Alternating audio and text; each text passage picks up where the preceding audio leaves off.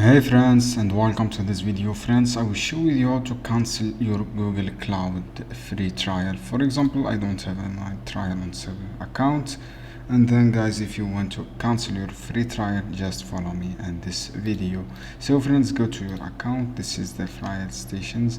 All you have to do, friends, go to your my account here, as you can see on the screen. Go to this option, my account, and then all you have to do, go to this option icon, as you can see here, click close the billing here.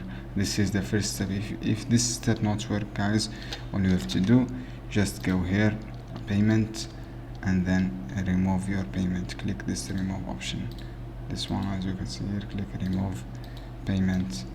So friends, this is how you can do, just click remove, just like Google Play cancellation process. It is easy steps, just as I say, click remove payment.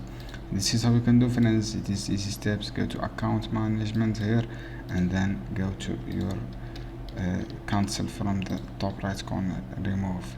This is the for remove, guys, as you can see here. Go just like this close billing. Thanks guys, see you on another video soon.